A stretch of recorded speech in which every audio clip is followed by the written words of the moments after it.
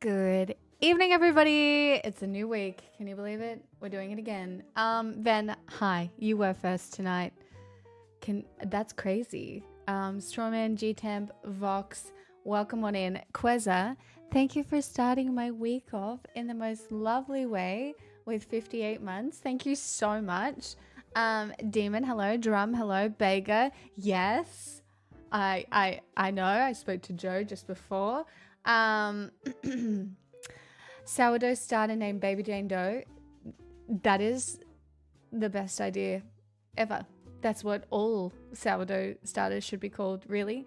Hi, Vegas. Leaning, hello. Sanguinary, hello. Neuro, hello. Shaky, welcome. So Trump thinks he's God. I know. Only one of us can think. Only one Gemini in the world is allowed to think that they're God. And can we all just agree that it should be me and not Trump? Thoughts? I really think that, you know, Geminis, we have an issue, okay? But I feel like feminine Geminis are less, you know, we use our powers for good, okay? We don't need to restart anything. Nothing needs restarting when we're still we're on it. We're still on it. Pixel had a much better day today. I took her to the vet. I'm doing everything right. We're chilling. So that's delightful. I cooked Korean food. So that was yummy. And I downloaded 4 new audiobooks. Have I maybe aimed a little bit too high? Potentially. Are they all philosophy books? Yes. So that will keep my work reading under control for the next little while I still work my way through the Will of the Many. Oh, you got a koi bagger. Nice. Welcome on in, everyone. One book in each ear for efficiency. I don't think I'd be able to do that. Well, I can barely listen to one, but if I listen to it while I'm doing other things, I do pretty well, and I just take notes occasionally. Like I'll stop doing whatever I'm doing and I'll go take a note. No time for books when you have video games to play. I do have a video game to play. We'll see how I feel about my downtime this week and whether or not I feel the pull towards the planets, you know? How's everybody else's? Monday, I know for a lot of you it's just starting. How did your Sunday finish off, etc.? Well, I'm actually, Strawman, I'm so committed to handwriting stuff at the moment because of that psychological thing that I saw, that handwriting is really important for maintaining your brain. So I made the Turkish pasta thing last night. It was quite nice. It's yummy, don't you think? I don't know. It's yummy, especially that butter sauce that goes over the top. Has some noise. A friend of mine has been telling me to watch One Piece for years. Oh my god, you're committing to the One Piece manga? Well, you're set for life. Doesn't it have like 1 million? Don't you have? I did have Menti. I made it. I made deconstructed Menti. Yep, I made deconstructed. Look at her. Look at her. She's in the best mood. She's already being a GOOD. DOGGY. I don't wanna mess with anything because, you know, after yesterday it was so stressful. Today we are sailing smooth seas. not any seas across the Strait of Hormuz, but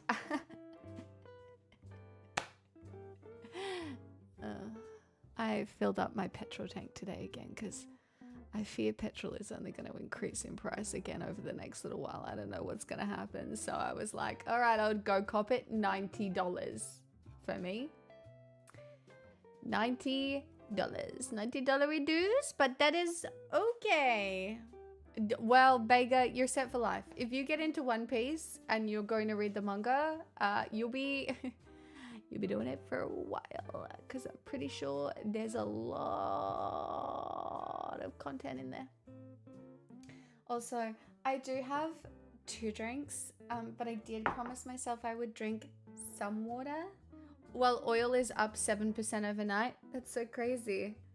It's almost as if there are people doing things manipulating the stock market. That's have you ever seen that before? In our late stage capitalism? Because I, for one, this is my first time. It's my first time seeing it. I've never seen it before. No. Jesus, and I collect Warhammer sometimes. Wow. Those are some really involved hobbies. But good for you.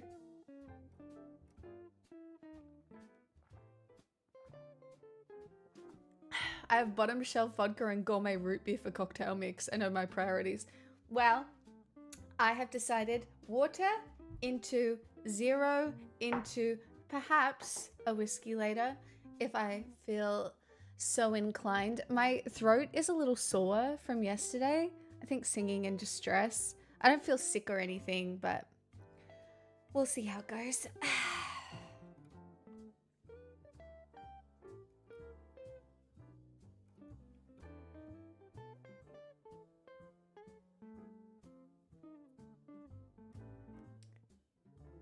Bottom shelf vodka, Brita filter, top shelf vodka. Is that what you're supposed to do?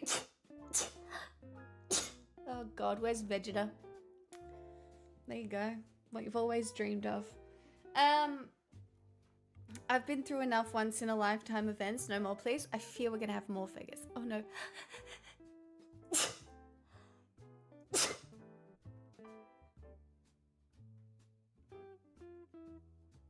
I fear there's been a change in pollen.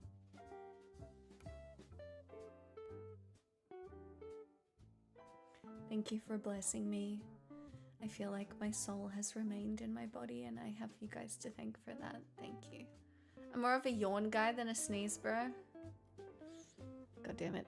Hello, Iris. Welcome. Hello, hello. Pixel. No more lickies. I know what you're doing. Wait, we're missing the third sneeze. I'm edging. The sneezes. Technically, it was kind of 5 in a row. It was kind of like 3 and then a 2. It was a 5. I spent the whole weekend doing one of my favorite things, watching Coachella, and it was delightful. What did we think of Justin Bieber's set?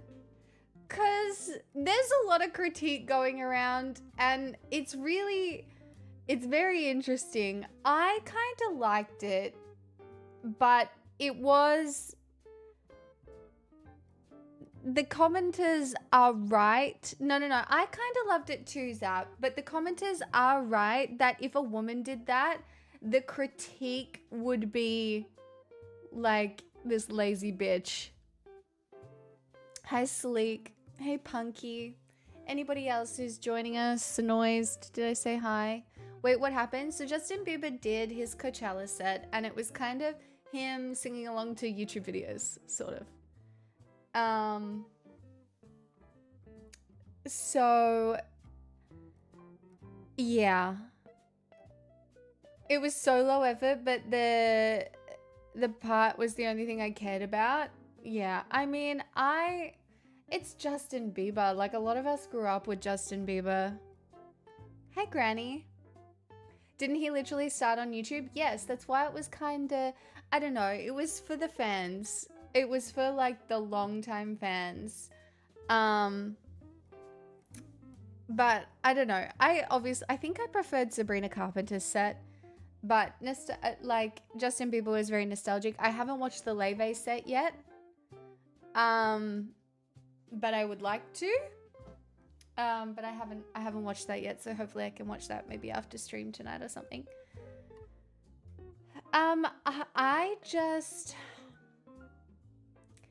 It's not that Justin Bieber would be bored, but I am pretty sure Justin Bieber is traumatized just from his life. And I'm sure he has done a lot of work. You know, he grew up in the public eye, and boy, oh boy, there are times I am so grateful I grew up when, you know, I was, uploading photo dumps on Facebook from a digital camera, right? I can't imagine growing up in the public eye to the extent that you have like all of these big romances and oh god, yeah. I think his heart just isn't in performing. I mean, it could have been a money thing too. Rare 20 stream streak. Hello. Hi, Hail Beelzebub. This is the exact distraction I needed not to sleep. Hello, Ibby. Should you be sleeping though? Like, do we need sleep? Yeah, no, Vox. I'm pretty sure that's very true. Hey, Kuba. Not on your MySpace page? I mean, I did have a MySpace page too.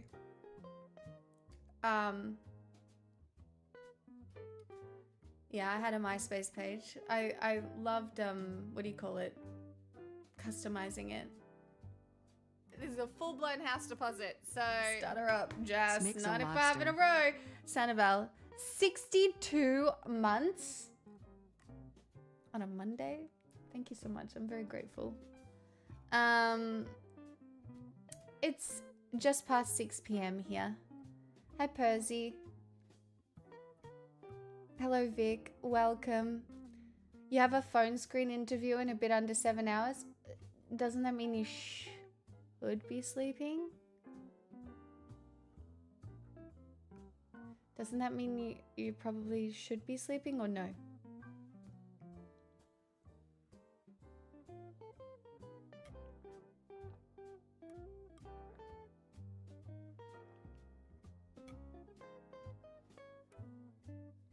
I heard he did the throwbacks in that fashion because he sold his old catalog. Well, I did see that too.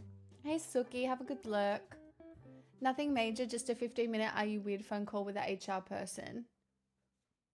Well, if you need a nap in between, you probably should.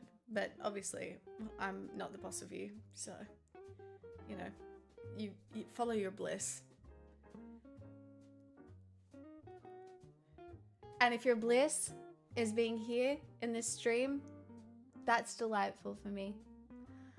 I am not complaining. It is indeed a Monday, as they all are. The Mondays that come before and the Mondays that come again. And they just keep coming, and not in a fun way.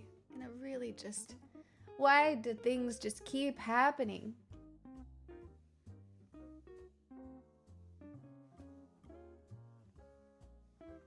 Yeah, I mean, it did feel a little ad-like, didn't it? I mean, when you think about it, Sabrina got her start on YouTube as well. So this is really YouTube Coachella. Uchella.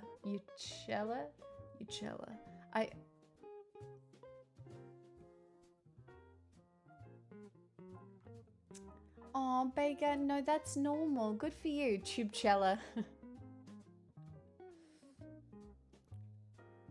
Kotuba.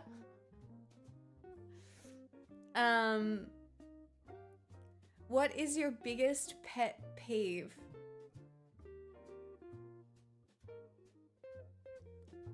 The smell of mildew.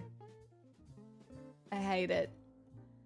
I literally, when I smell mildew, it pisses me off something chronic. And I don't know if that's bad, but the smell of it just really annoys me. Like, if I accidentally smell a piece of my clothing and for some reason it hasn't dried properly or, you know, like whatever, the smell of mildew is probably my biggest pet peeve. That and tomato in sandwiches.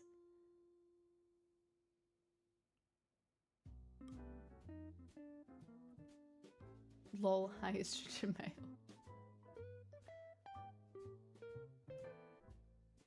Oh, well, nobody asked, Ibby.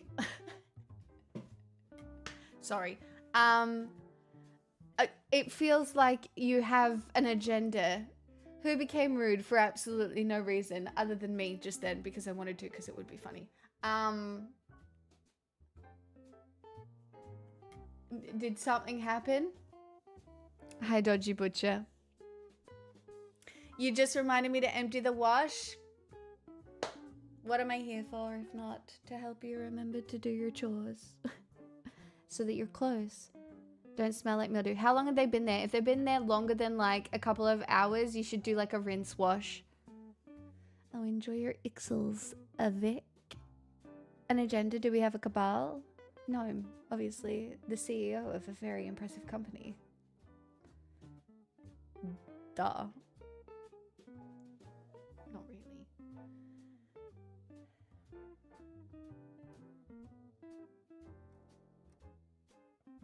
Pixel, in the future I might have another girl problem soon to spill for you in the chat.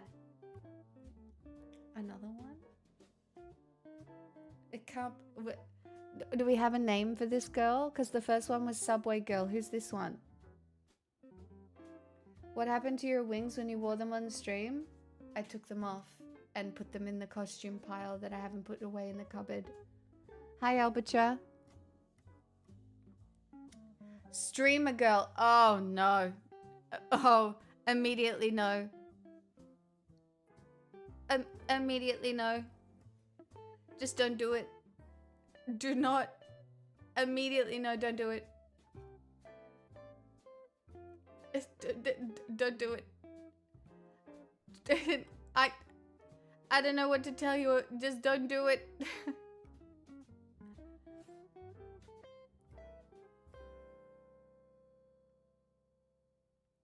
Don't do it. I don't. Hi, Wallach. It's a long story, but a lot happened since I've been gone from this chat. Well, you can't just leave us hanging now. You gotta fill us in a little bit.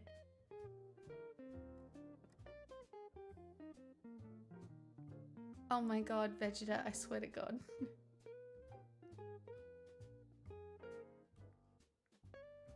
Yeah, it's never fine, Vox. But you live and you learn. No, I'm not related to any of the other pixels, obviously. Drinkor. I was the first one. Or maybe not. Maybe I wasn't the first one. But, yeah.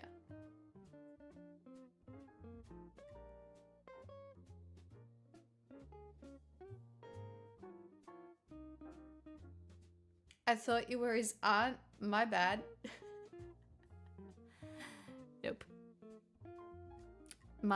If I was somebody, all of my nieces and nephews are like under 10 years old. So, unlikely. Hey, Rabbit. Hey, Tommy. Hi, Case. I wish Pix did the trad wife griff like 5 minutes before Marga imploded.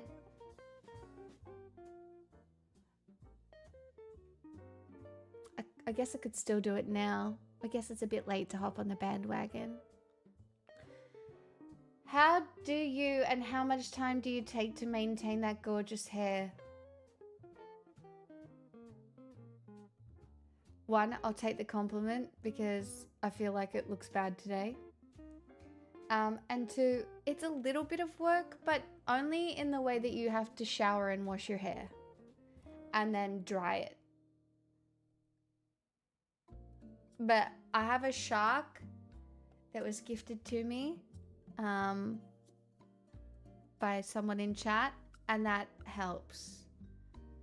It does cut down the time a little bit. No, the fridge is that you're still with Manga because you have faith. I have faith.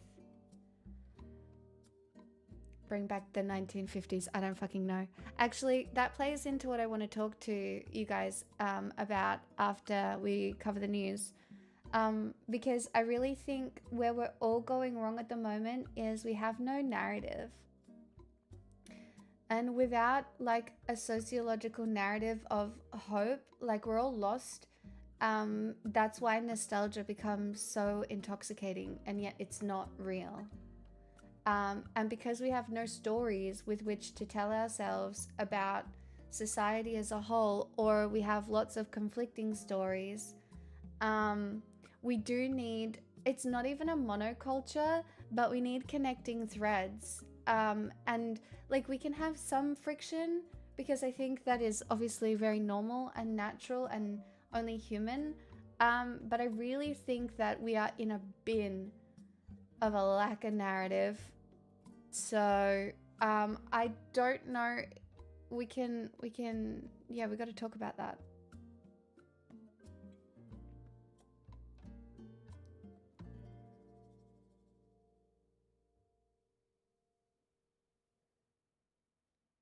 Hey, that's really deep, Zap.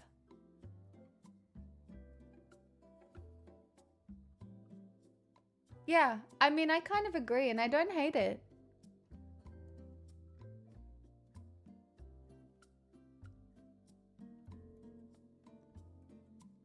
Yeah, it's fake news and it's a lack of hope and it's a lack of vision.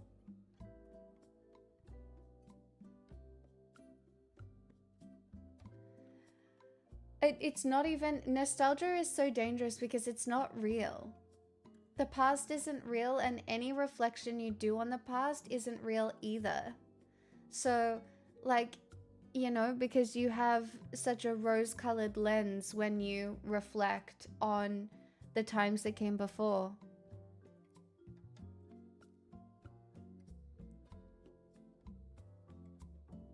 It is a form of cognitive dissonance, strawman. In a narrative sense as well. But what if the times before were actually just better? They weren't though. They weren't, and even if they were, they aren't real.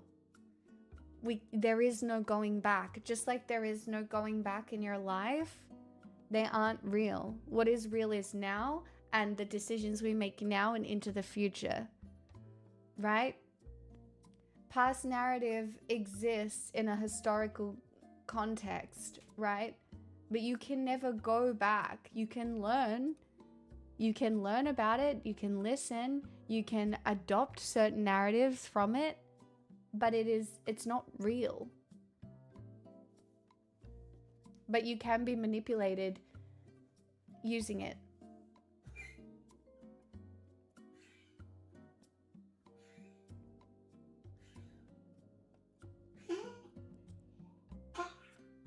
Yep, get it out. Good job.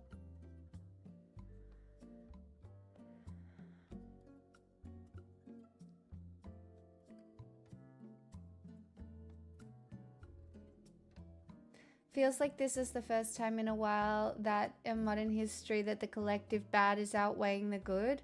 Not necessarily. I mean, it is concerning some of the things that keep happening though, that we are being numbed to. Hi, Tiny.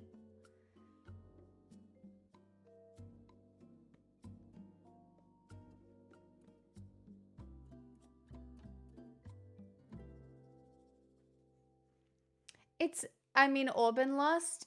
Sure, it is a good thing. It also means that Trump's endorsement is meaningless, obviously. So that's...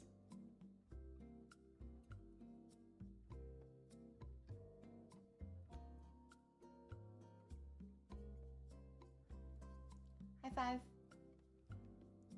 Hi, Sriracha. I don't know enough about internal Hungarian politics. All I know is that we've gone from a fascist to a slightly more center-right situation, and okay, cool. Also, fuck JD Vance, obviously. I mean, we were also working to land on the moon when the Cuban Missile Crisis happened. I know. As much as the moon landing feels like something entirely separated from everything else that's going on, the parallels do be paralleling, you know? It's kind of like, look over here while all of this shit happens over here. Please don't notice. Look over here. Look at the pretty shiny moon, but it's been planned for a long time, so...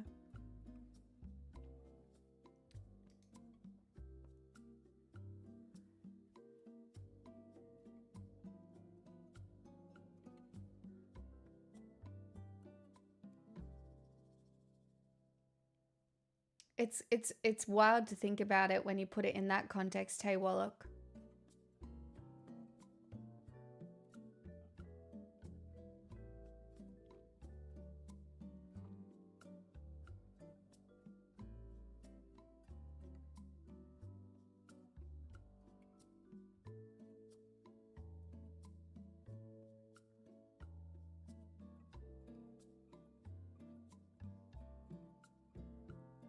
I mean, in more recent memory, things have been really good, even if they've sucked for millennials since 9/11, right? Even in recent memory.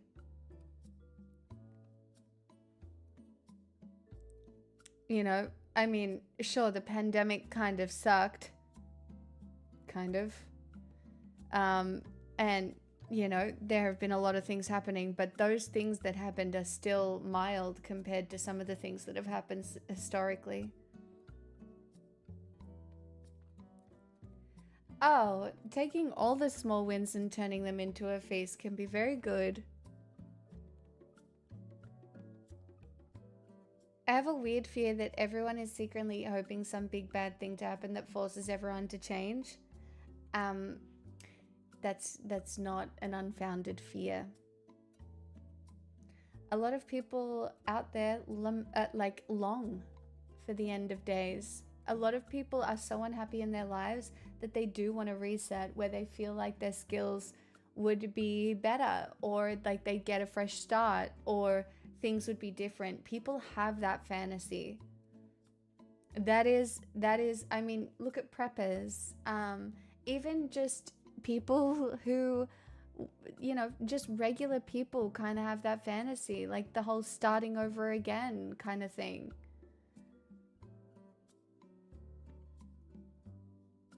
I mean, you only have to look at some of the media that came out of Hollywood. Like, if you just look at the apocalypse media, The Road, 28 days later. Like there's so much media around things getting really bad and you getting to prove yourself. And I do think that there is a psychological drive to want to prove yourself that people have as well. And so they look for these opportunities, or, you know, sorry, I'm not speaking very well.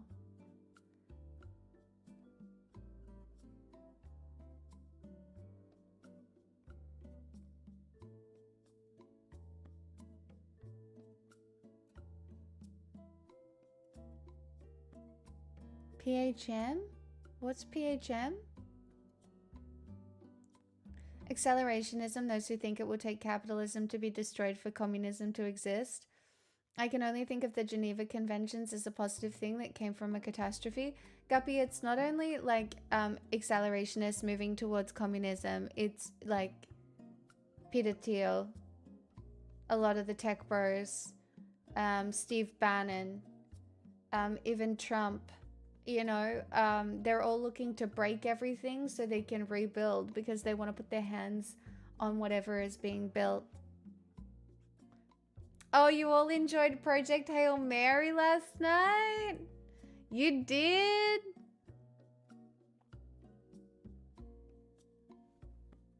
I loved it. Apology, Rocket Nutable. Sam Altman is actually an evil man for sure. You only have to look at the New York Times article to be like, bro.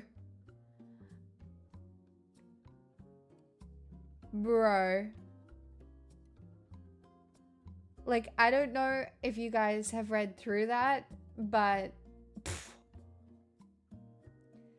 hi Classy, hi Kimoni, anybody else who is just joining us this evening, happy Monday, welcome to News Chats. We're also talking narrative design later, but, well, words blah. Narrative in lots of context, but the fact that so many of them are so cynical about the continuation of the human race and every government in the Western world is making it rain. I know. We're up to 6 factory fires and 2 attempts on Altman's house. Oh, interesting. I didn't know that. Tasty, I saw nothing.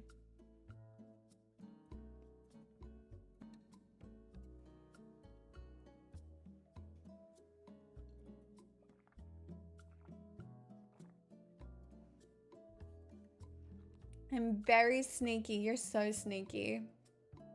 The sneakiest of all the velociraptors.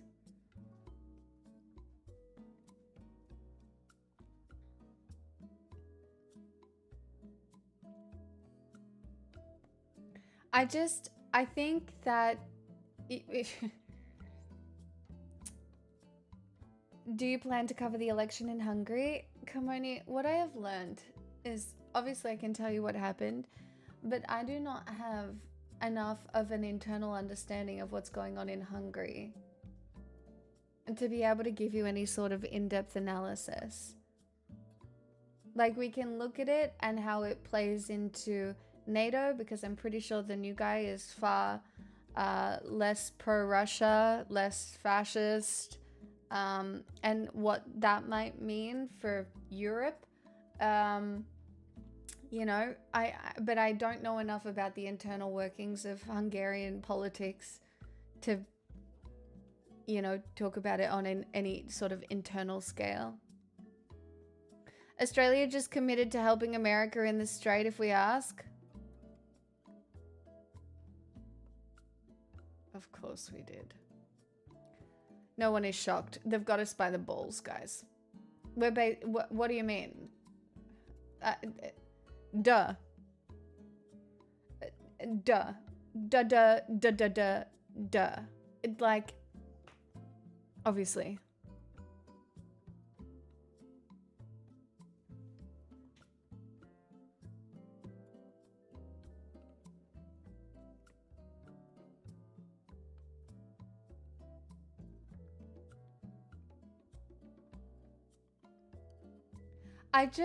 I want to keep encouraging everybody to choose Resilience, and that's about it. Your self-reliance is everything, no matter what keeps happening to us, and it is the only way that you become revolutionary at all. If you want to have any sort of effect on the world, you can only do through increasing your self-reliance in whatever ways that you can. And sometimes those steps are really small. Sometimes they're small improvements in your ability to emotionally regulate. Sometimes it's something more tangible, like learning a very practical skill. Maybe it's something like a first aid course. I don't fucking know. But the more you increase your ability to function as a human involved in a community, the better chance we have of any sort of revolutionary action. Community is helping me, making plans, reaching out, saying yes. That is half the fucking battle case.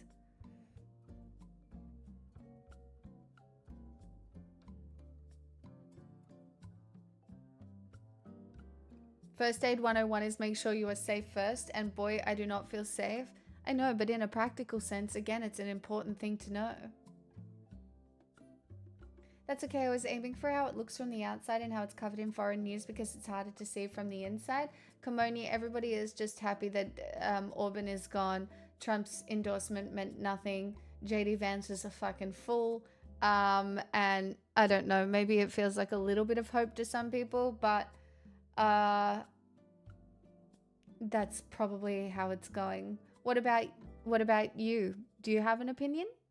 Can you let us know what the internal temperature is like? Yeah, I know I can't give a duck. That was, as I said at the beginning of stream, I truly think only one Gemini on the planet should be allowed to pretend that they're God, and I just think it should be me, not Trump. Like, think about it. Pick me, choose me, worship me. I feel like I would do like a better job, in my opinion, which is obviously the right one. I don't think I will. Landa, you're my new favorite chatter. Landa 486 gifted a tier 1 sub to Born to Play. Thank you so much for the gifted sub. The rest of you on the edge of the volcano. Biped, hello. If Peter Magyar, less fascist, wait and see, he came out of the same party as Orban with supermajority, we can hope he is more democratic. Yeah, but again, I have really hot takes on democracy at the moment. Democracy only works if your educational institutions are functional, so. Oh, thanks, Vegas. Oh my god. Gemini on Gemini support. Oh, Punky, that's very fun. I literally live on the edge of a volcano. Well, you belong here then, don't you, Blue? Kendrick is also a Gemini, though. Do you have a point? Pick me. Like, Kendrick is pretty cool, you know. Really enjoyed his halftime show. But why not me? You know?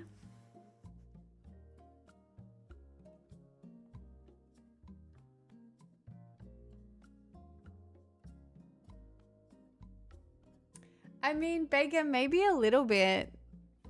Maybe a little bit.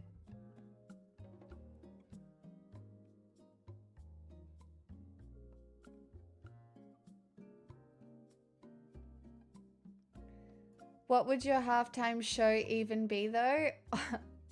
Probably the gay train song. Obviously. Everyone would love that. And maybe that song that Vox added to the playlist last night, the pussy one. God, everyone would love that. And then I would do something really serious, like, I don't know.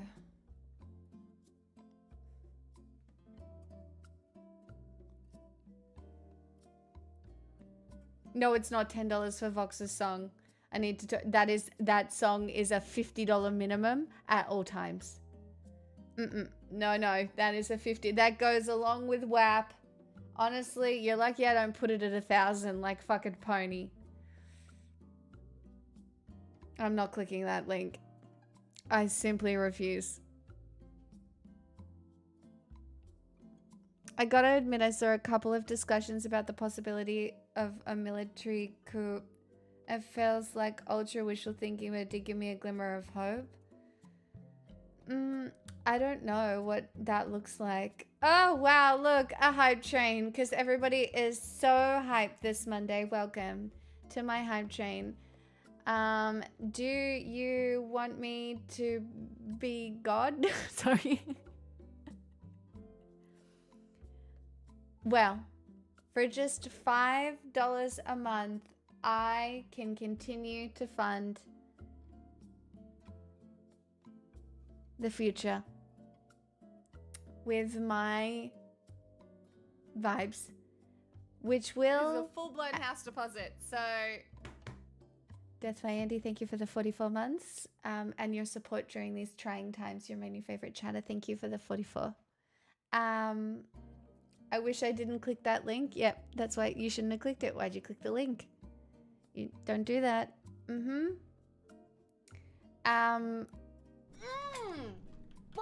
Yes. Lander and the future is 486 gifted a tier 1 sub to for the future.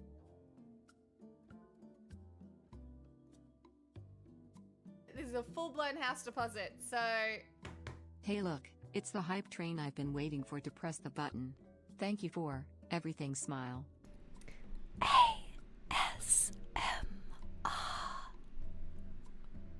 Might cook a rich pumpkin and spinach risotto, finished with garlic butter and parmesan.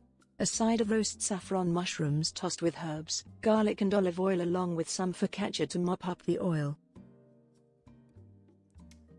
Well, that sounds fucking delicious. Fozzie, thank you for the $20. Zap, 8 months already. Thank you so much for your Prime. And Lander, thank you for the gifted sub. I made Korean food today.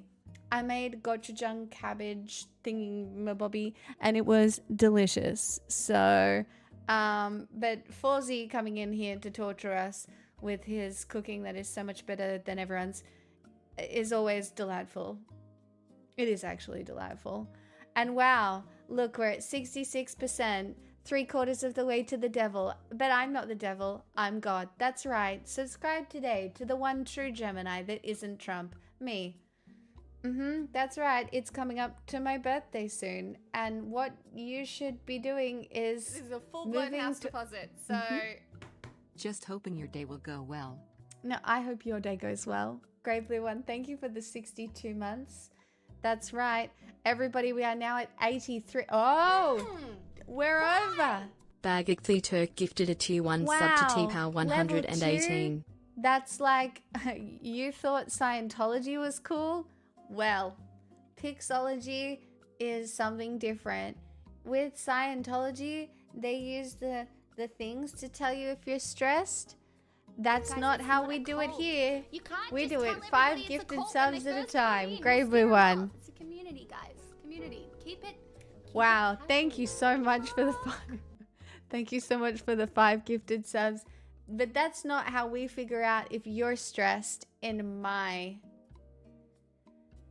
religion, world order, overarching God style. In mine, we figure out if you're stressed by whether you can come or not. I don't know. I that's probably problematic. Never mind. We'll scrap that. It's giving Epstein Island. In my beautiful future, we will figure out if you're stressed through reading your journals. That's right. Well, then I'm hella stressed.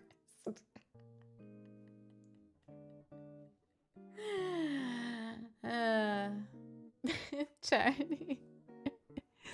Grey Blue One, thank you so much for the 5 gifted subs again. I'm very grateful.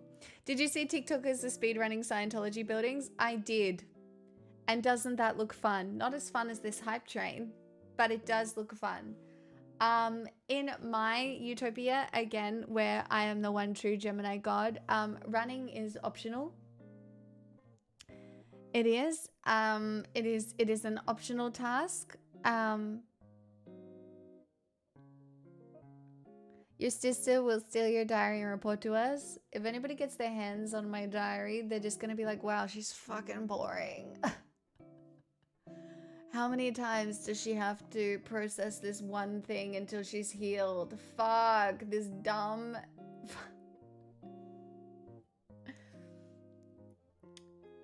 Okay, I'm ready, Ven.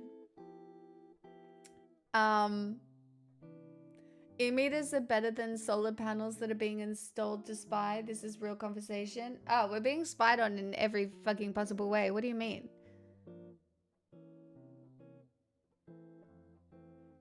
In short, I would say 38% of the people is rather shocked right now. It really, 38% of people are really shocked. It's a really hard hit for them. The government propaganda was really strong on how far ahead they are of the competition.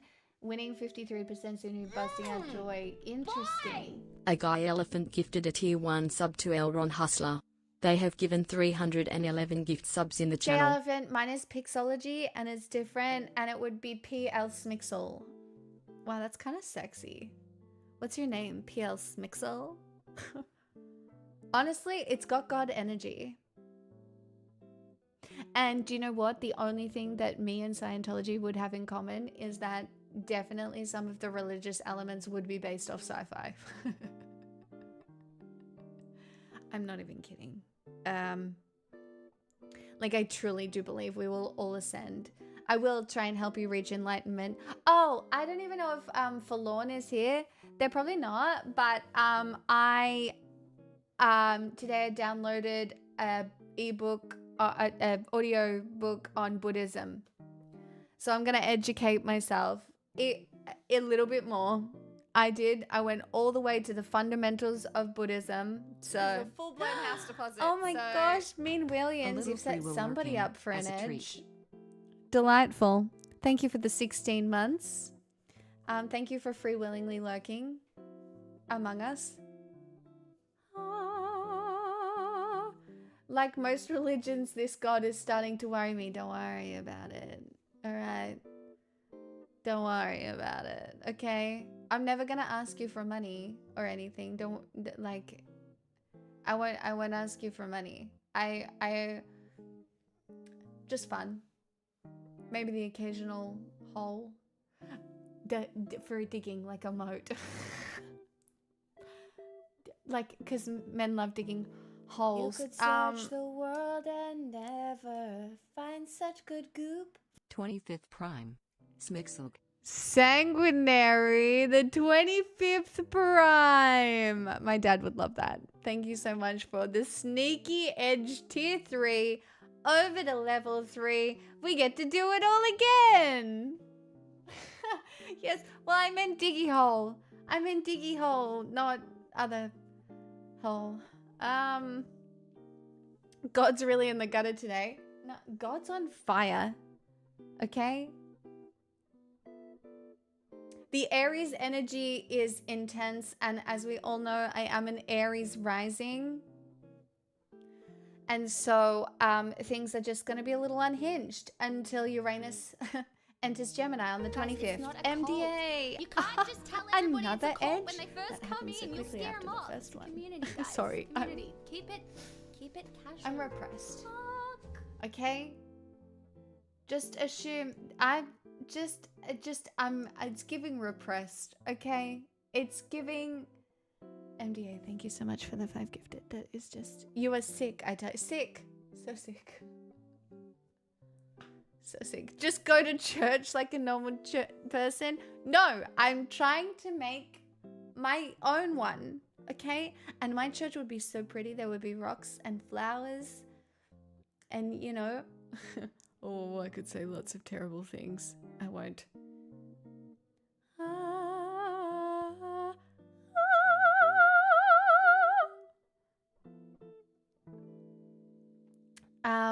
Can we get a timeout on this is my channel. All right, let's be honest, okay? I am allowed to get away with this. Why? Because Trump, who is the literal president of the United fucking States, posted a photo of himself as Jesus. Okay? I know you look at me and you're like, what a mentally ill, sexually repressed queen. But that's nothing, okay? I'm not your problem. In fact, my religion would be so much better. Just trust me on this, okay? Right? No, it is. Vent. Hello, Savage Scroller. Welcome. I'm just saying. Choose me. I got it. I got it. Okay? This is your conspiracy to get away with this. I see through you. I am gonna get away with it. Okay?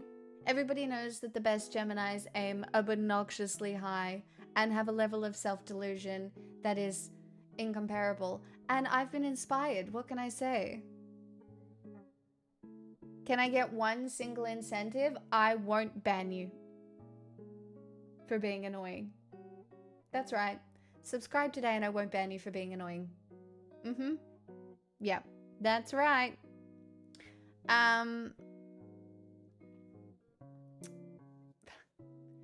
Also, sometimes, guys, I might be just doing a bit. Or maybe I'm serious, you'll never know. Okay? Or maybe it is mental illness, alright? And that's the holy trinity of my religion. Oh, Cuba. Cuba32X gifted a tier 1 sub to Jump in Volcano. We're very close now. They have given 198 gift subs in the Women channel. can't do comedy. I definitely can't do comedy. I can only do Unhinged. It's barely comedy. Alright, my comedic timing is... It leaves a little to be desired, but you know what won't leave a little bit to be desired? My religion. Join today. If this is just a bit, can we still get matching robes? Oh, we have to. It's very important.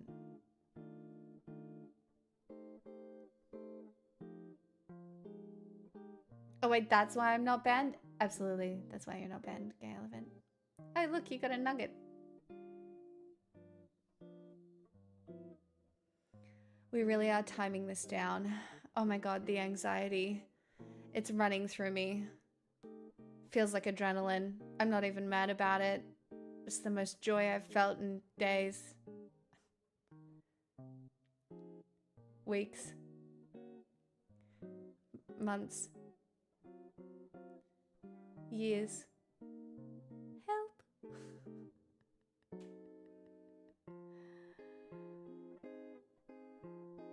Oh my god, you really don't want the Irish accent that bad?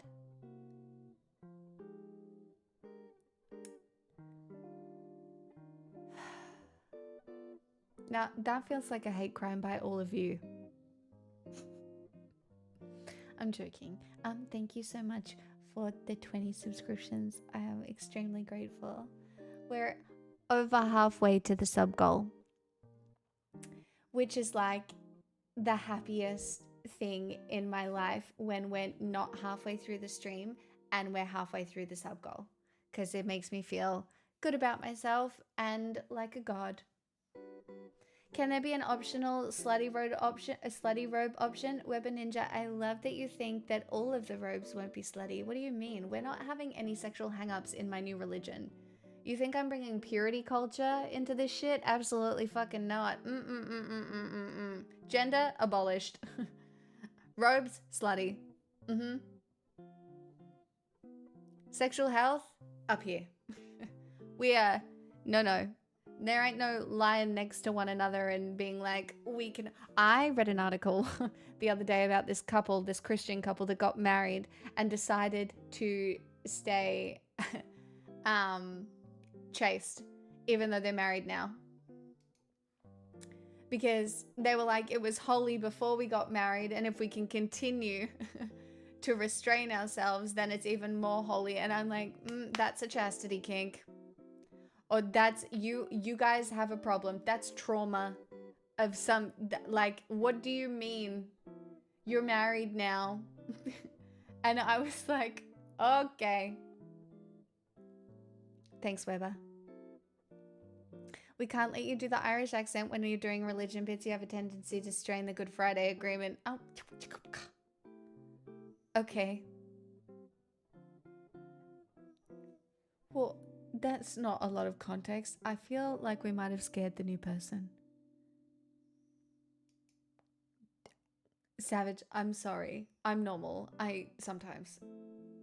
But it's Monday, and Monday is just not a day to be normal because the news is really bad and we all just suffer through it, and I just try to make people smile.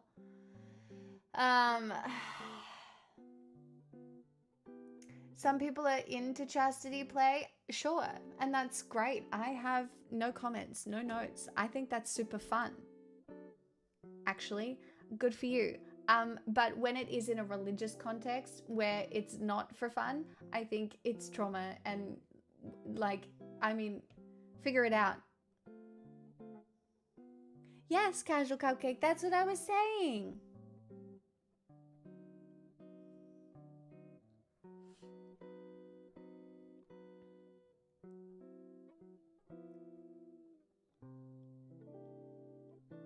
It's really that they are experienced advanced edging. Also, it's bad for you. Like, if they're not coming at all, right? If the chastity is they're not allowed to masturbate and they're not allowed to have sex, they're not coming at all, that's physically bad for you.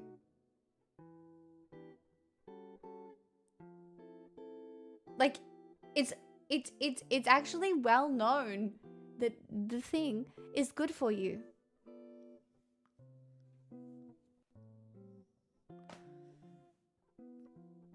It's literal science.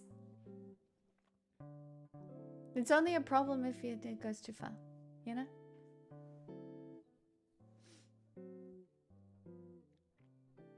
We've come full circle to the sperm shortage on a Monday. It was only natural. Healthy to come noted in BRB. God damn it. Well, not right now. Fuck.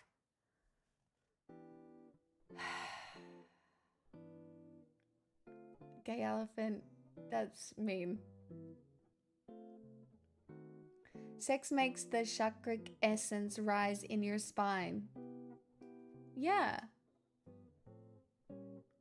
No, I don't think you should goon. Guys, just sort your relationship out with yourself, all right? And if you're experiencing no sex after marriage, I do think that that's a trauma thing. I think you need to work on it. You yelled about the satellite phone? Well, I mostly yelled about the fucking flotation device, the belt, the thing, what was it called? The belt? No. Boy! Tasty Velociraptor gifted a tier 1 sub to Guna Cave. They have given 1884 gift subs in the channel. Yes, that. I yelled about that because I fucked it up the first time. This stream just proves that the government knows when you masturbate is true, and they should. Alright?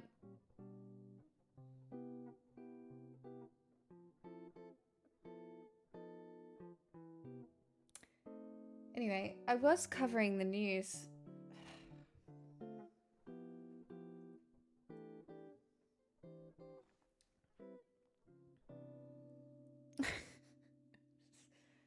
Savage Scroll it. It's too early for you to get in on this.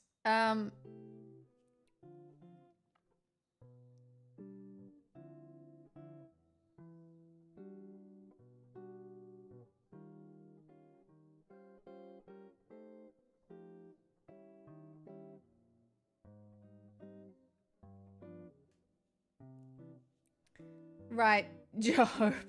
Jesus. New study encourages men to ejaculate 21 times a month for prostate health. Well, that's many.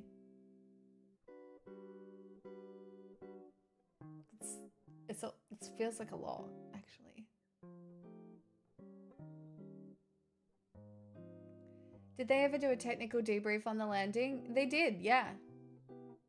But they didn't really answer all that many questions. We watched the debrief after.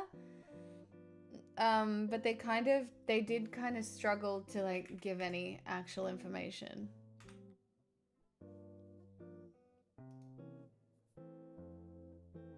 Oh, wait, no. Copy paste. Put it back, Ven. Where's the paragraph? How did I miss it? Oh, here. Okay.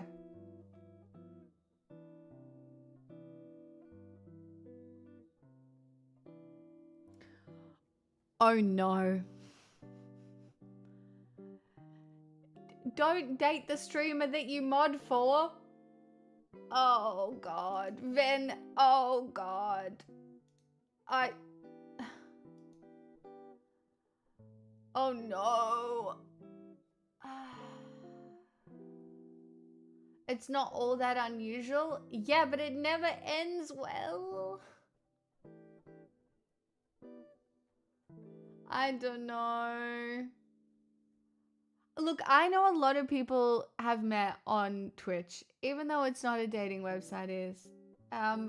So what's the age gap? Specifically? I like her star sign. Libra is a good star sign. She's done it before? Oh no, it's a pattern.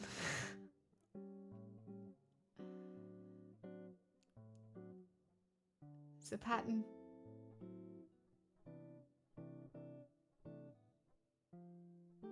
I'm a Leo, no wonder we work well.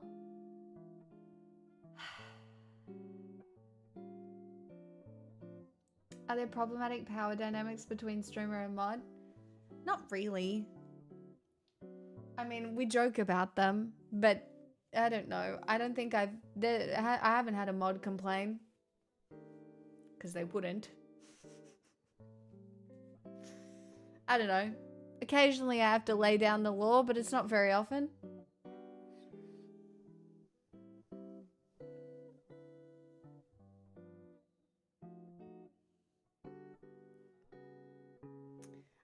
Then, I mean, look, flirting and hope is nice, right? I do get it. You know, flirting and hope is nice. And also being connected to somebody is nice. That's very grounded of you, Tommy.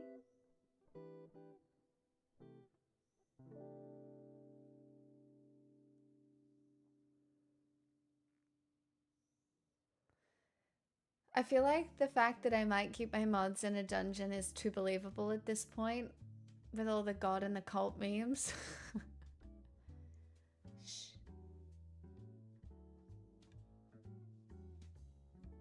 There's so much more than that I want to say, but I gotta see how it shakes out.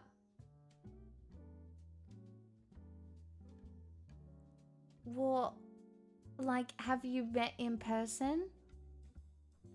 Like, do you hang out in person? Or is this like an E thing?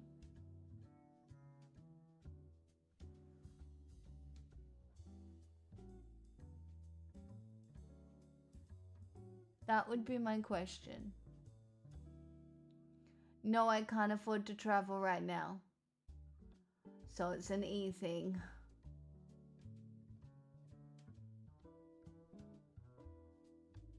Well, you know what? I have seen long distance things work out sometimes. I have seen it work out sometimes. I personally would be... Ben, be honest now, was it Sakuno? Hi, Will. Yeah.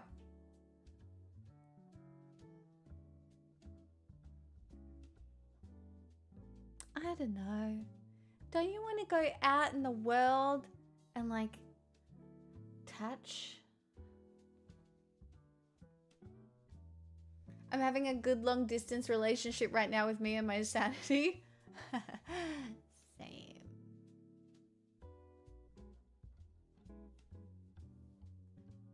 Also, you were asking something about her ex or something? No, you just said that she's done it before. So if she's dated a mod before and then this is a second mod, I mean, it's just, yeah.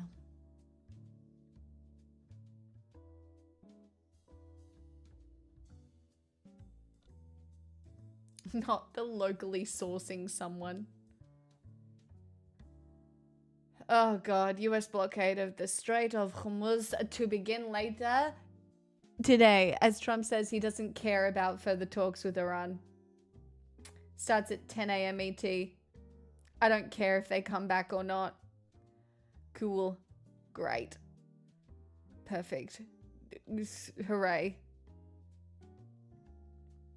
Ex-CIA director is calling for the 25th Amendment. And the 25th Amendment was written specifically with him in mind.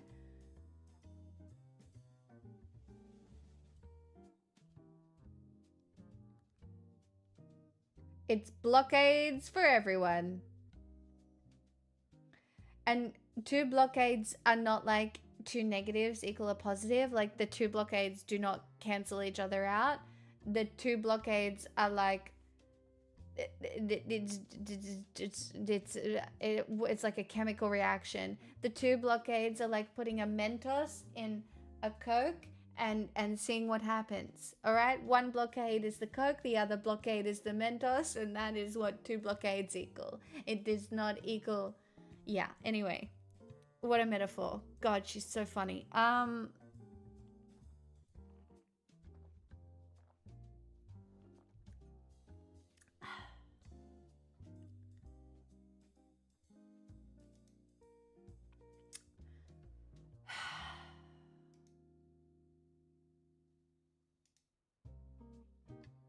My stupid psycho I broke up with just wanted to keep putting me on more and more SSRIs to the point where I was in bed for 4 to 5 days at a time. Stupid serotonin. You got serotonin syndrome?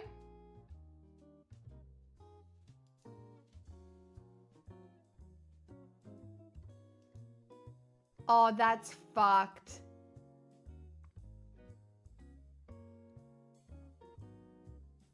Oh, that's fucked. That's really bad. I'm sorry. And not the answer either. When you go on antidepressants, you can stay on them long term, but the antidepressants are there so that it's easier for you to learn and get the other coping mechanisms in place. For example, for you, it might have been ADHD medication. Like, you know, I am currently, my new book that I'm on, I downloaded 4 new audiobooks today. And my new one that I'm going to listen to regarding my own personal mental health is going to be Don't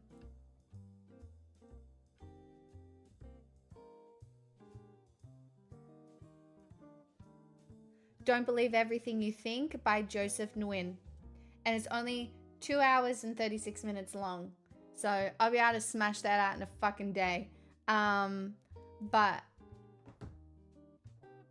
that one is added in there. If you want the other books that I'm going to read, I'm doing The Essence of Buddhism, The Will to Power. That's right. I'm reading Nietzsche. Well, just hear me out. Is it going to go well? I don't know. But I was like, let me just get that in there.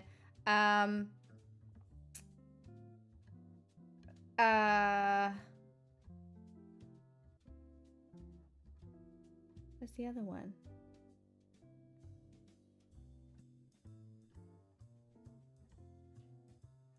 Where is the Hannah Arendt one? Oh, in The Human Condition. Don't marry your cousin. Don't worry, I'm not gonna marry any cousins. I do heaps of ACT, CBT, and mindfulness. I broke up with him when I was beginning to work with my GP and psychologist on the trauma part. I don't believe in trauma.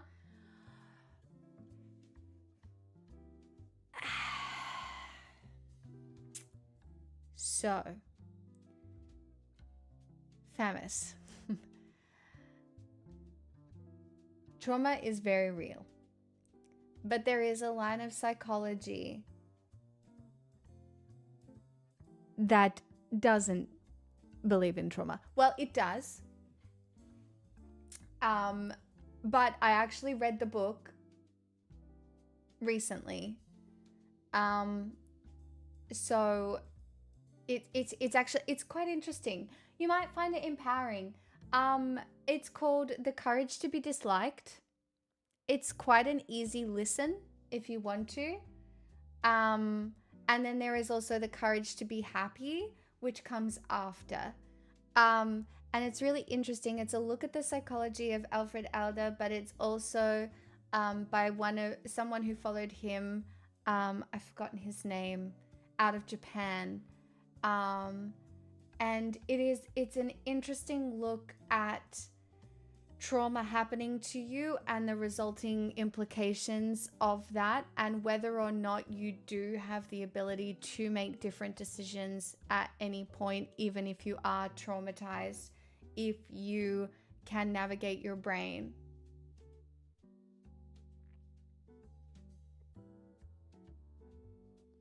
He was a psychiatrist and he does believe in it, but only if you get shot or have a gun to your head or something. Ew. Your psychologist is a trauma specialist and she's lovely and smart and actively lecturing in it. Well, that's good. You kind of need to make different decisions. You do, but sometimes what we do, the book is really interesting because what we end up doing is that we make the same decisions over and over because they do actually provide us some semblance of comfort. We don't know what the result is. Sometimes we're not mentally aware of the result. So, for example, when I was younger and struggling to find my way in the world, and my coping mechanism was just staying in bed for days on end. I didn't understand why anybody did anything. And I would be just playing Neopets and disassociating and making that choice over and over. And I was making that choice for a reason. Could I see the reason at the time? No. Was it conducive to building a good life for me? No. But I was still continually making that choice because it was serving me in a way. And once you can acknowledge the way in which your negative choices are serving you, you can look at it and be like, maybe I can make a different choice. And the most interesting thing about Adlerian psychology, not that I'm a full Adlerian stan or anything, but the most interesting thing is that it really does suggest that at any given point, you can make a different decision. Even if your pattern is your pattern, you can break that pattern and you can make a different choice. It is possible. And knowing it is possible is half the battle.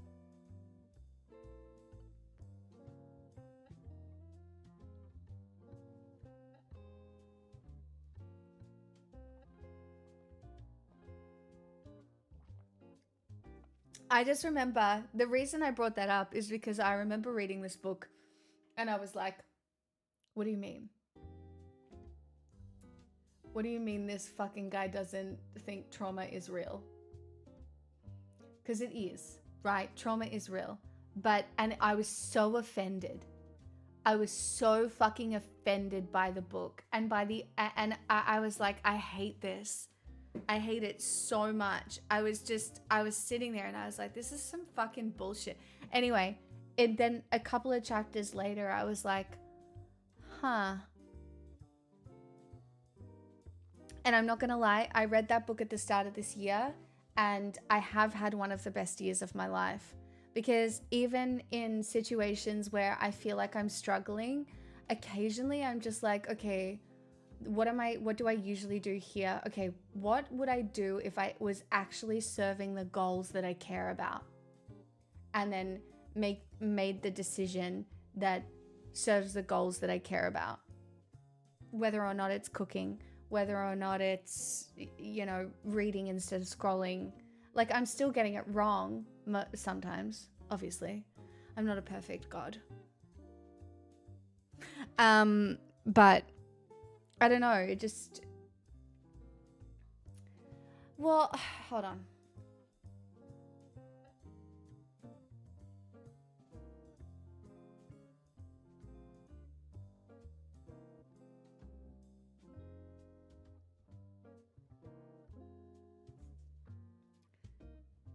Okay, here we go. Alfred Adler believed that individuals are not determined by their past traumas, but rather by the meaning they assign to them. He proposed that people shape their lives to suit their current goals, reframing trauma as a tool used for purpose rather than an absolute cause of failure. He famously stated, "We do not suffer from the shock of our experiences, but we make out of them just what suits our purposes." And so instead of, there's this thing called teleology. Instead of being driven by past causes, determinism, people are motivated by future goals. Trauma is often used as a justification for not achieving these goals or for avoiding social challenges, which is the bit where I was like, fuck you. Do you know what I mean? I was literally like, fuck you. By the way, he's very questionable, right? I'm not saying that this is real. Not everybody was kind of just like, I currently have the same reaction. But I just sat with it for a while. Adler argued that everyone has a level of psychological tolerance for hardship which can be undermined by failure or lack of community support. Not just the traumatic event itself, right? So for example, especially when I really struggled through my chronic pain condition and I was not taken seriously by the medical system, I was like, fuck you. Are you fucking kidding me? Like, yeah, what do you mean? You know, and when I think back, it was the lack of community support definitely compounded the trauma that I experienced. And his approach empowers individuals to reconsider their mistaken beliefs or interpretations of their past to alter their present behavior and future direction. And so, even though I felt incredibly fucking attacked and I really fucking hated everything that I was reading, at the end of the book, I actually did feel quite empowered. Like, it was like, oh, I'm not letting this define me. Like, yes, this is a real thing that happened. Yes, this is something that shaped my life significantly. But in the end, I was like, I can make it. I felt empowered. And so I'm not sharing this, by the way, to undermine anybody else's experience of trauma. Okay, just to be very clear. All right. I can only say how it felt for me, and by the end of the book, I did. Adler did not deny that people experience harm, but he argued that these experiences do not dictate one's life. Instead, his therapy focuses on overcoming feelings of inferiority, building social interest, and redefining the meaning of past events to build a healthier future. And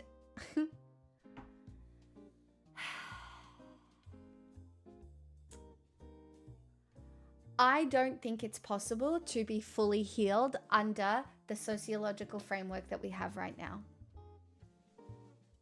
That is my number one thing, right? So any help that you get from a therapist to help you survive capitalism is, at the end of the day, never, ever, ever going to fix some of the sociological harms that we all experience, because it's actually just not possible.